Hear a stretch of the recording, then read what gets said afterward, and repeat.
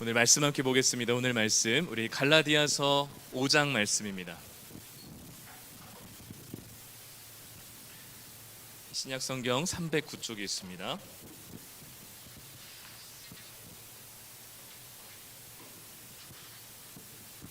갈라디아서 5장 16절, 17절, 18절 말씀을 함께 읽겠습니다. 갈라디아서 5장 16, 17, 18절 말씀입니다. 우리 다 찾으셨으면 우리 한 목소리로 16절부터 18절까지 읽겠습니다. 내가 이르노니 너희는 성령을 따라 행하라. 그리하면 육체의 욕심을 이루지 아니하리라.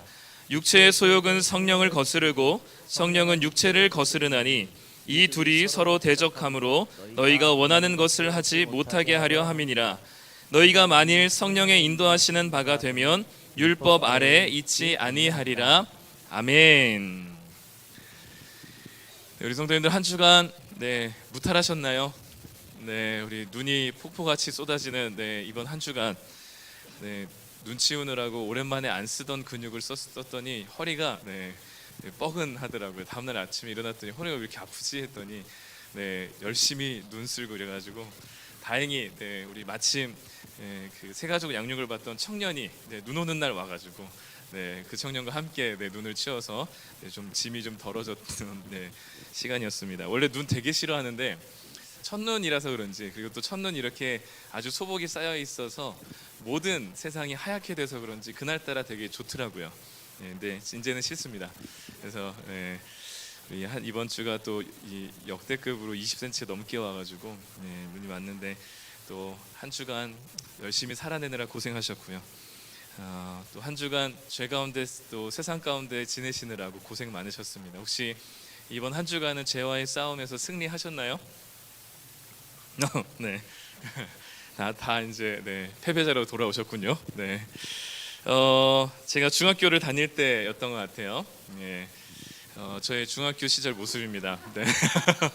잠깨시라고 한 번씩 이렇게 투척을 드려요. 닮았으나 뭔가 좀 달라졌죠. 많이 사갔죠 지금이. 저의 중학교 시절은 제 중학교 2학년 때 같은데요. 자세히 보시면 알겠지만 오른쪽 무릎 위에 오른손에 이렇게 뭔가가 들려 있죠. 거무디티한 저의 성경 말씀입니다. 아주 거룩하고 신실하고 아주 도인과도 같았던 때였었어요. 아무도 저에게 말을 걸지 않았고 저도 아무에게도 말을 하지 않았던 그저 학교와 집을 오가는 것이 저의 모든 일상의 전부였던 때였습니다. 친구도 없었고 학교에서 저에게 말도 거는 사람이 없었던 그런 때였는데 굉장히 말랐죠. 저는 고등학교 3학년 때까지 키는 183에 몸무게는 69kg였습니다. 그럼 지금은 이제 말할 수 없을 정도로 비대해졌는데 저의 중학교 시절 저 표정을 보시면 어떤지 모르겠는데 저는 중학교 3년 동안의 시절이 그렇게 행복하지 않았습니다. 저의 지금까지 한 40년 인생을 돌아본다면 제일 암흑기와도 같았던 때가 중학교 1, 2, 3학년 때였어요. 뭔가 특별한 대단한 사건이 아니면 저를 정말 힘들게 하는 일들이 많았기 때문이 아니라 그런 게 없진 않았지만 그런 것보다 훨씬 더 저를 힘들게 했던 게 뭐냐면 사춘기를 지나며 생기는 여러 건전하지 못한 생각들이 저의 머리와 마음을 가득 채우게 될 때 정말 많이 괴로웠던 것 같아요. 저는 목사를 하겠다고 어려서부터 서원이 되었고 또 저도 당연하게 목사가 되는 걸로 생각하고 있었던 저에게 이런 무수한 욕망으로 가득 찬 생각이 꼬리에 꼬리를 물고 저의 마음과 머릿속에 가득 차 있는 저를 보니까 이거 지금 목사를 하겠다고 했는데 이게 목사가 될 수 있으려나 라는 걱정과 우려가 저에게 굉장히 컸었죠. 목사를 해도 되는지, 정말 이러다가는 큰일 나겠다 싶은 생각이 들어서 금식도 여러 번 했었습니다. 여러분 한참 클 때 못 먹어도 키 클 놈은 크더라고요. 저는 중학교 내내 여름방학이 되면 한 달 정도 되는 여름방학 때 이 일주일에 3일을 금식을 4번을 이렇게 방학 동안에 매번 했었습니다. 그러니까 방학 한 달 동안에 3일 금식을 4번 해야지만 이제 2학기를 맞이할 수가 있었어요. 그러니까 그렇게 못 먹고 안 먹었는데도 이만큼 큰 거 보면 키는 태어나면서 주어지는 거라고 생각이 듭니다. 그러니 우리 청소년 여러분 너무 먹는 걸로 애쓰지 마시고 마음껏 사십시오. 그렇게 한다고 키 안 자라는 것 같아요.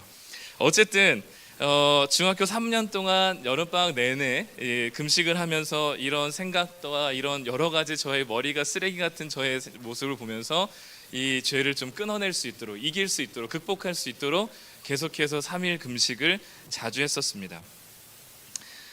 그런데 금식할 때는 괜찮은데 금식이 끝나고 나고 음식을 먹기 시작하면 다시 이전의 상태로 돌아가기를 계속해서 반복했었어요. 그래서 금식이 끝나면 또 그런 생각으로 하는 여러 가지 죄를 떨쳐낼 수가 없는 거죠. 이제 목사한다는 놈이 이런 치욕스러운 죄에 굴복하면서 사는 제 자신이 너무 한심해 보였고, 그래서 이래서는 더 이상 되지 않겠다 싶어서 반드시 이 죄는 끊어내고 가야 되겠다라는 생각을 가지고 결국에는 3일 금식으로는 안 된다 싶어가지고 10일 동안 금식을 하기로 결정을 해요.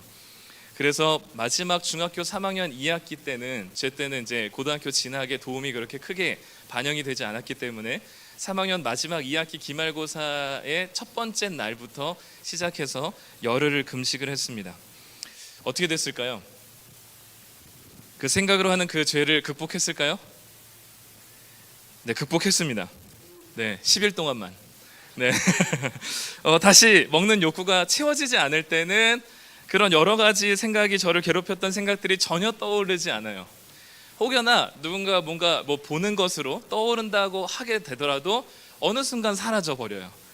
그런데 저의 이 식욕의 욕구가 채워지기 시작하니까 다른 욕구가 계속해서 나타나게 되고 10일 동안에는 아무 생각 나지 않았던 그 모든 생각들이 10일이 끝나고 나니까 다시 생각이 나기 시작하는 거죠. 그리고 10일 금식을 하기 전보다 더 나쁜 상태로 돌아갔습니다. 이 10일 금식이 저에게 너무 큰 자랑거리와 훈장이 되어버려서 이 교만한 마음을 주체할 수가 없었어요. 그래서 저는 신학교로 진학한 이후에 친구가 한 명도 없었습니다. 왜냐하면 스스로 왕따가 되기를 자처했어요. 아이들 저와 같이 그 신학교에 들어간 친구들을 보니까 너무 애기들 같은 거예요. 마음속으로 그 친구들을 보면서 에휴, 너네들이 뭘 알겠냐, 금식이나 해봤겠냐 라는 마음을 가지고 너무 교만하고 스스로를 자랑스러워하면서 그 모든 동기들과 친구들을 다 멀리했죠. 군대 가기 전까지는 아무도 저에게 말을 거는 사람도 없었고, 또 말을 걸더라도 저는 굉장히 교만한 마음으로 굉장히 무시하는 눈빛과 말투로 사람들을 대했어요. 그러니까 10일 금식이 오히려는 저에게 교만함이라고 하는, 자랑이라고 하는 더 큰 죄인을 만들어 버렸습니다. 이게 죄를 극복하고자 나름 애쓰고 나름 열심히 수고했던 저의 결과물입니다.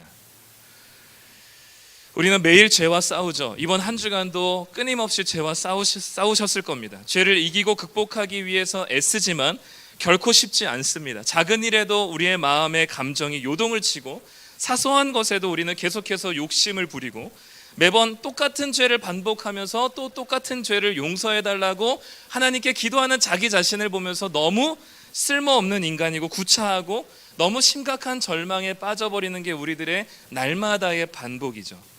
그런 우리들에게 오늘 우리가 읽은 16절 말씀에서는 우리에게 이렇게 말씀합니다. 우리 같이 한번 읽어보겠습니다. 내가 이르노니 너희는 성령을 따라 행하라. 그리하면 육체의 욕심을 이루지 아니하리라. 내가 이르노니 너희는 성령을 따라 행하라. 그리하면 육체의 욕심을 이루지 아니하리라. 너희들이 성령을 따라 행하고 성령을 좇고 성령을 바라보고 성령을 향하라고 합니다. 그러면 죄를 짓지 않으리라고 이야기하시는 거죠. 우리가 죄를 이기지 못하는 것은 주님께 집중하지 않고 나에게 집중하기 때문입니다. 그러니까 16절 말씀을 조금 더 풀어서 설명하면 이렇습니다. 주님이 이렇게 말씀하시는 거죠. 얘야, 너가 죄를 이기지 못하는 너 때문에 절망하느냐? 죄를 이기지 못하는 너 때문에 절망한다면 너는 여전히 너에게 갇혀 있는 것이다 라는 의미인 거죠. 우리가 죄를 극복하지 못하는 이유는 여전히 죄를 극복하고자 하는, 또는 죄를 극복하지 못하는 나에게 집중하기 때문에 우리는 죄를 극복하지 못하는, 여전히 육체의 욕심을 이루는 삶을 사는 겁니다. 성령을 따라 행하고 성령을 향해 바라보고 주님에 집중해야 되는 우리들의 모든 에너지가 온전히 죄와 싸우고 있는 나에게 집중되어 있기 때문에 그 내 안에 갇혀 있는 나에게는 죄를 이길 수 있을 만한 그런 능력이 부재한 것이죠. 인간이 얼마나 이기적인 존재인가요? 저처럼 하나님의 거룩하고 경건한 행위조차도 자신의 자랑거리로 만들고 죄인됨으로 나타나는 것이 우리들의 모습이에요. 하나님의 거룩한 경건의 행위마저도 우리를 우상화 만들고 자기중심적으로 만드는 존재가 바로 우리들이거든요. 그렇기 때문에 우리는 무엇에 집중하고 있는 나를 발견해야 되냐면 나에 집중하고 있는 나를 발견해야 돼요. 내가 나에 집중한다는 것을 무엇으로 알 수 있냐면 여기서 중요한 것은 죄를 짓느냐 짓지 않느냐가 아니에요. 나에게 집중하면 죄를 지어도 계속 육체의 욕심을 이루는 것이고, 나에게 집중한다면 죄를 극복하더라도 계속해서 육체의 욕심을 이루는 것입니다. 중요한 것은 죄를 짓지 않는 것이 아니에요.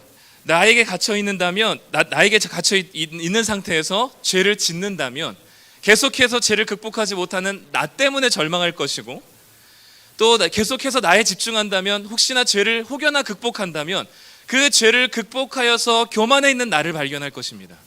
그러니 결국 중요한 것은 죄를 이기고 죄를 짓고 안 짓고가 중요한 것이 아니라 계속해서 내 시선과 내 마음이 나를 향해 있는가가 중요한 거예요.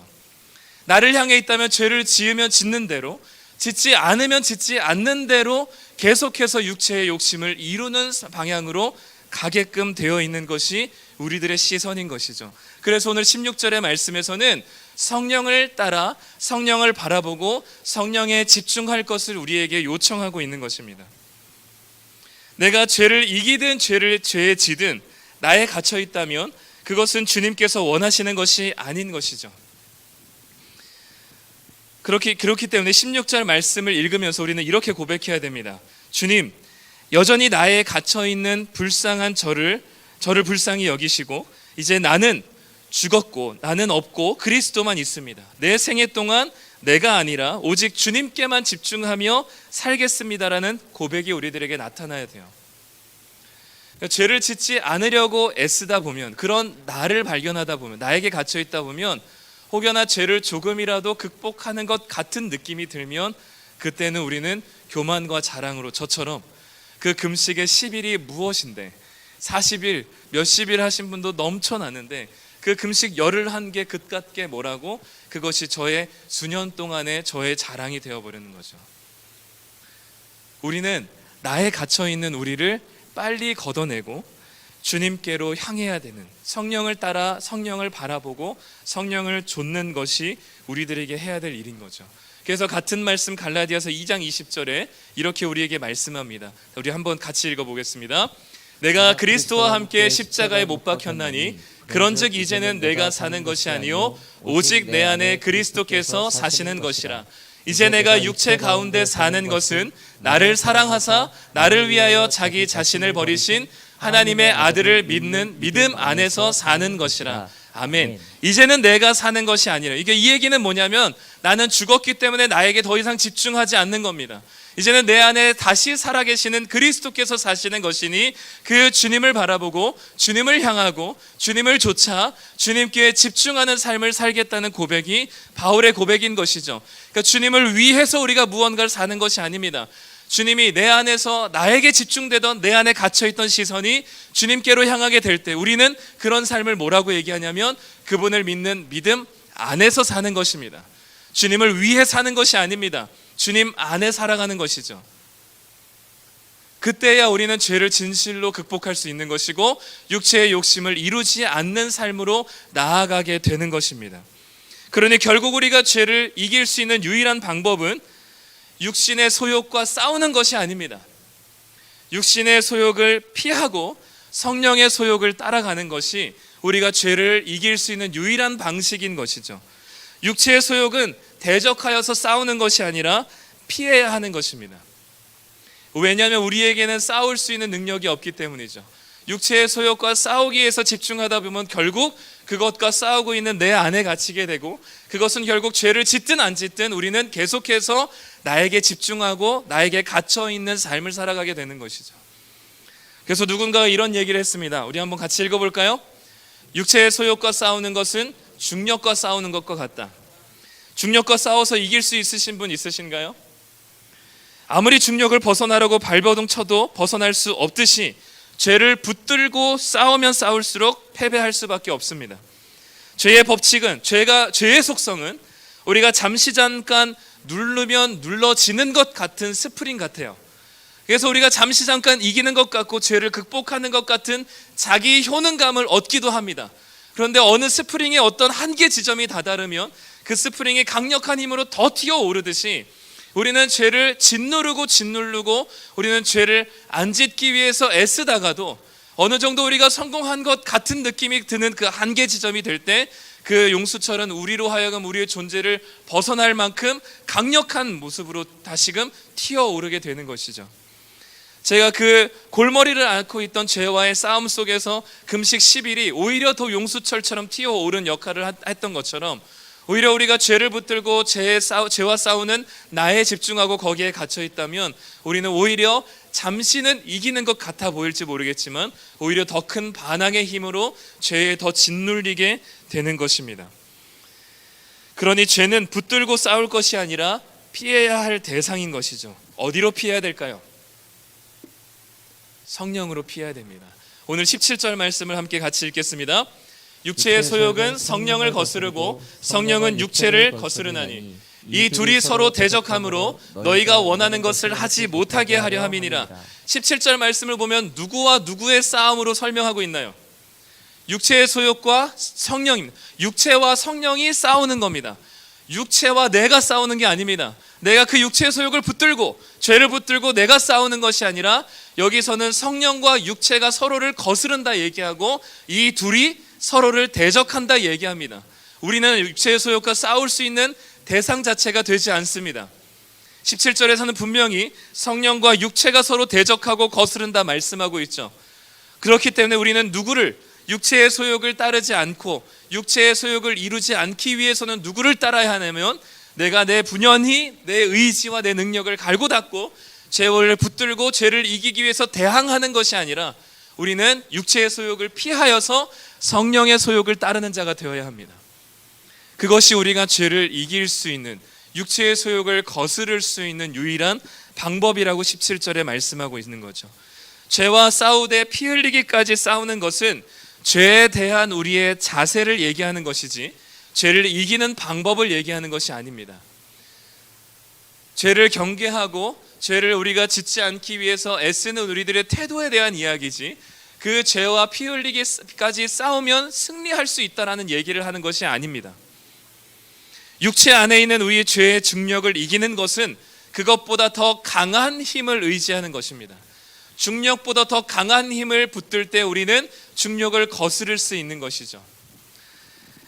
하늘에 떠 있는 그 연이, 하늘에 날고 있는 연이 중력을 이기는 것은 중력과 싸워서가 아니라 그 중력의 힘보다 더 큰 바람과 저항의 법칙을 이용하기 때문에 하늘을 날고 있는 것이죠. 마찬가지로 우리는 바람과 저항의 법칙이신 성령의 소욕을 따라갈 때 우리는 중력과 같은 육체의 소욕을 이길 수 있는 겁니다. 그것을 극복할 수 있는 것이죠. 그래서 18절 말씀에 이렇게 이야기합니다. 함께 읽겠습니다. 너희가 만일 성령의 인도하시는 바가 되면 율법 아래에 있지 아니하리라. 성령의 소욕을 따르는 자, 그리고 그래서 그 성령의 인도하심을 따라 살아가는 자, 마치 하늘의 연이 이 바람과 저항의 인도를 따라서 그 연이 나는 것처럼 그 성령의 인도하심을 받는, 성령을 따라 사는 자들은 율법 아래에 갇혀 있지 않는다라고 얘기합니다. 그 율법 아래에, 죄 안에 갇혀서 끊임없이 죄를 지으면서도 죄의 중력 안에 갇혀 있는 그 율법 아래에 있는 자가 아니라 하늘을 날고 있는 그 연과 같은 자유한 자가 될 것을 이야기하는 것이죠. 다시 한번 말씀드리지만 율법 아래에 있지 않는다는 것이 죄를 단 한 번도 짓지 않는다는 이야기가 아닙니다. 죄의 틀에 갇혀서 스스로의 절망 속에서, 아니면 내가 조금 더 죄를 이길 수 있는 자기 효능감에 빠진 우월감을 가지고 교만한 마음을 가지고 살아가는 것도 율법 아래에 있는 겁니다.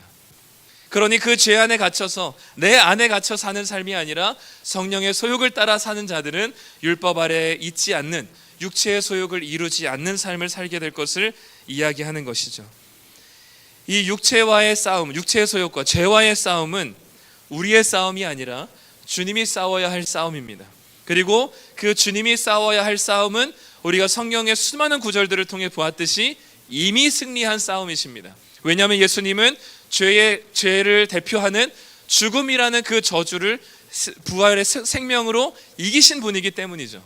그렇기 때문에 예수님이 이미 그 죽음의 죄와의 저주의 싸움에서 승리하신 분이니 그 주님을 믿고 이미 승리하신 그 주님을 의지하고 그 주님의 영이신 성령을 따라 살아가는 것이 바로 우리로 하여금 죄를 이기며 극복할 수 있는 유일한 방식인 것입니다. 그러니 죄와 싸우는 나에 집중하지 말고 이미 승리하신 주님에게 집중하는 것, 그리고 성령을 따라 성령을 쫓아 살아가는 것, 그게 바로 우리가 죄와 싸우는 나에 갇혀서 그렇게 분연히 중력을 붙들고 극복하기 위해서 애쓰는 어리석은 짓을 하지 않을 수 있는 겁니다. 그러면 이제 제일 중요한 거죠. 성령을 따라 행하는 것이 뭐냐? 성령의 소욕을 따르는 것이 무엇이냐? 라고 할 때 우리는 보통 이 갈라디아서 5장에 뭐가 있냐면 성령의 열매가 기록이 되어 있어요. 22절 23절에 보면 성령의 9가지 열매가 기록되어 있죠. 그러면 우리가 성령의 소욕을 따른다는 것은 이 성령의 9가지 열매를 맺기 위해서 애쓰는 것이다 라고 우리는 보통 이해할 수 있습니다. 그런데 이것은 열매입니다. 열매.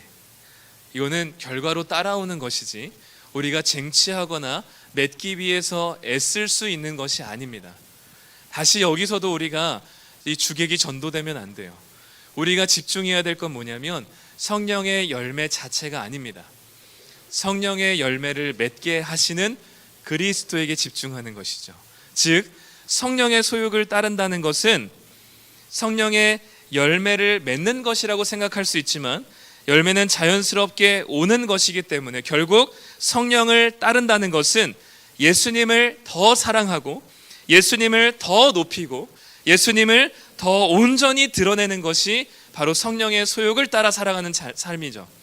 예수님을 나를 구원하시고 이 싸움을 전면전에서 행하시는 그 주님의 은혜를 더 깊이 묵상하며 그분의 사랑을 더 선포하고 그분의 동행하심을 더 믿고 그분을 의지하고 그분에게 내 삶을 맡겨드리는 것이 바로 성령의 소욕을 따라 행하는 삶이 되는 것이죠. 그렇게 주님께 맡겨드리고 내 모든 삶의 주인 되신 하나님을 더 높이고 주님을 더 깊이 사랑할 때 우리의 삶 가운데 열매는 자연스럽게 따라오게 되는 것이죠.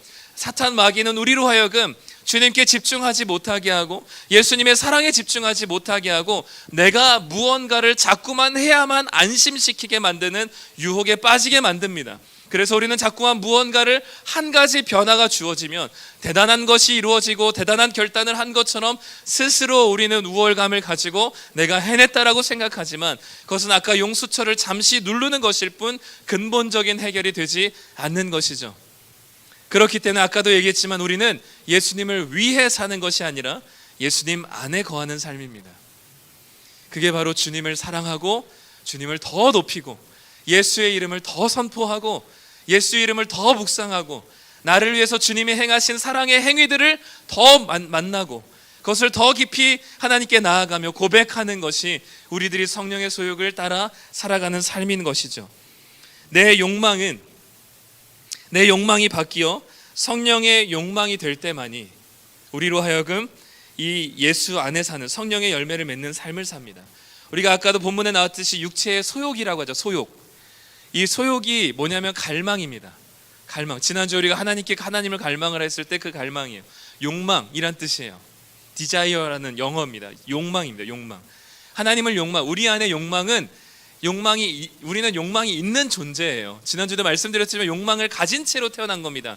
욕망이 나쁜 게 아니에요. 근데 이 욕망이 하나님을 욕망해야 되는데 주님을 욕망해야 되는데 성령을 욕망해야 되는데 자꾸만 육체의 욕망을 따라 살아가기 때문에 자꾸만 우리의 삶이 피폐해지고 불행해지는 거죠. 그렇기 때문에 성령의 소욕을 따라 살아가는 것은 우리를 사랑하신 예수님을 더 사랑하고 예수님을 더 드러내고 예수님을 더 높이고 예수님을 온전히 더 사랑하는 것, 그것이 성령을 따라 살아가는 삶인 것이죠. 인간은 당연히 좋아하는 것을 하게 되어 있습니다. 이것을 뭐라고 표현하냐면 욕망이 당위를 이긴다라고 표현해요.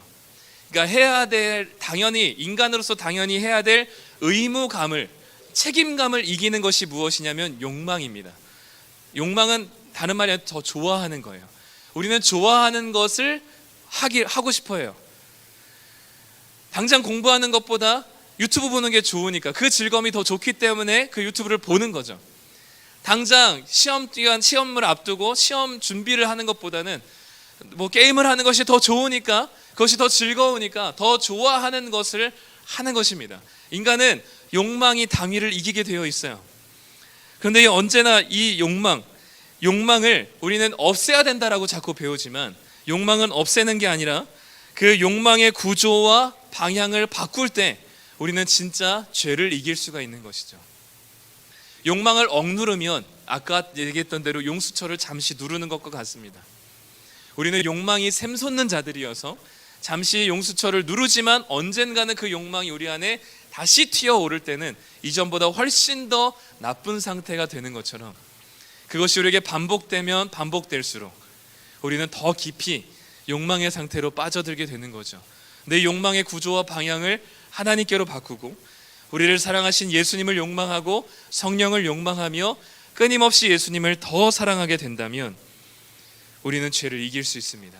그런데 결국 죄를 이길 수 있는 방법은 주님을 더 사랑하는 것뿐입니다. 주님을 더 좋아해야만 죄를 이길 수 있어요. 주님을 욕망해야만 죄를 이길 수 있습니다. 주님을 더 사랑하고 주님을 더 높이고 주님을 온전히 드러내는 것이 나에게 더 큰 기쁨이 될 때 우리는 비로소 죄를 이길 수 있고 율법 안에 갇히지 않을 수 있는 겁니다. 이것이 성령의 소욕을 따르는 삶이죠.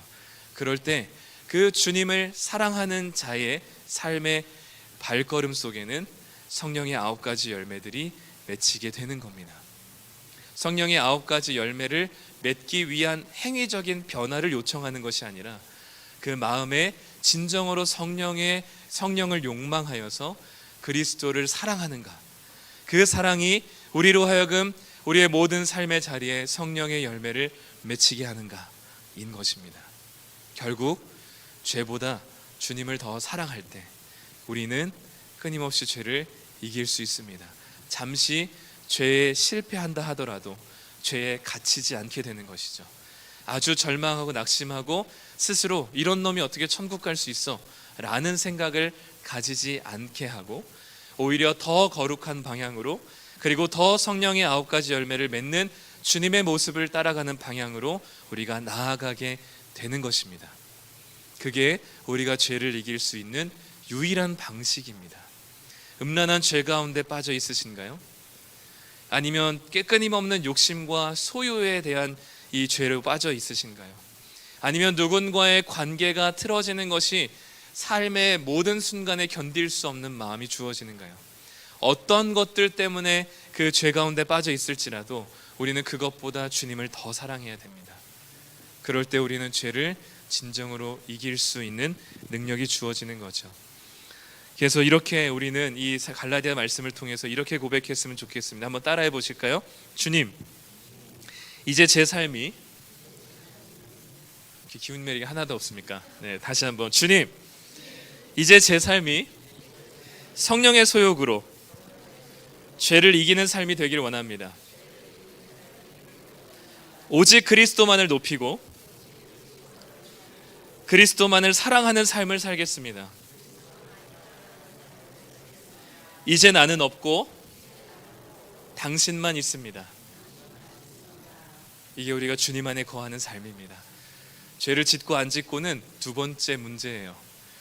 내 안에 갇혀 있는지를 먼저 확인하고 거기에 죄를 중력처럼 붙들고 있는지를 확인하시면 우리는 다시 한번 우리의 시선을 죄와 싸우는 내가 아니라 죄와 싸우고 있는 성령에 우리의 시선을 두게 될 때 성령의 소욕을 따라 주님을 욕망하고 갈망하게 되면 주님을 더 사랑하고 우리가 죄 가운데로 빠지게 되면 빠질수록 우리는 그리스도를 더 바라보게 될 것입니다.